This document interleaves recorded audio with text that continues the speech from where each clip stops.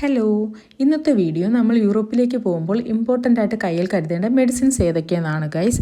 അതൊക്കെ ഒന്ന് കണ്ടാലോ. ഇവിടെ യൂറോപ്യൻ കൺട്രീസിൽ അസുഖങ്ങളും ബുദ്ധിമുട്ടും ഒക്കെ ഉണ്ടാകുമ്പോൾ നമുക്ക് പെട്ടെന്നൊന്നും ഹോസ്പിറ്റലിൽ പോകാൻ പറ്റില്ല ഗൈസ്. അതിന് അപ്പോയിൻമെൻറ്റ് എടുക്കേണ്ടി വരും. അത് ചിലപ്പോൾ നെക്സ്റ്റ് വീക്കോ നെക്സ്റ്റ് മന്തൊക്കെ ആയിരിക്കും നമുക്ക് ഡേറ്റ് കിട്ടുക. അപ്പോൾ നമുക്ക് എന്തെങ്കിലും ബുദ്ധിമുട്ടൊക്കെ ഉണ്ടാകുമ്പോൾ നമ്മൾ കയ്യിലിരിക്കുന്ന ഈ മെഡിസിൻസ് ആണ് യൂസ് ചെയ്യുന്നത്. പിന്നെ ക്ലൈമറ്റ് ചേഞ്ച്, ഫുഡിൻ്റെ ചേഞ്ചസ് ഒക്കെ ഉണ്ടാകുമ്പോൾ നമുക്ക് അസിഡിറ്റി, ഹെഡ് ഏക്ക് അങ്ങനത്തെ പ്രോബ്ലം ഒക്കെ ഉണ്ടാകും. അപ്പോൾ ഡോളോ, പാരസെറ്റാമോൾ, മെഫ്താല്, പാൻഡോപ്പ് ഇതൊക്കെ ഇമ്പോർട്ടൻ്റ് ആയിട്ടുള്ള മെഡിസിനാണ് ഗൈസ്. ഇതൊന്നും ഒഴിവാക്കാനേ പറ്റത്തില്ല. പിന്നെ പ്രധാനമായിട്ട് വിൻ്റർ ടൈമൊക്കെ ആകുമ്പോൾ നമുക്ക് ഒരുപാട് ഹെൽത്ത് ഇഷ്യൂസൊക്കെ ഉണ്ടാകും. കോൾഡ്, കഫ്, അലർജീസ് അതൊക്കെ ഉണ്ടാകും. പിന്നെ വൈറ്റമിൻ ഡെഫിഷ്യൻസി ഉണ്ടാകും. അപ്പോൾ നമ്മൾ കാൽസ്യവും അയൺ സപ്ലിമെൻറ്റ്സും ബി കോംപ്ലക്സും ഇതെല്ലാം നമ്മൾ കയ്യിൽ കരുതണം.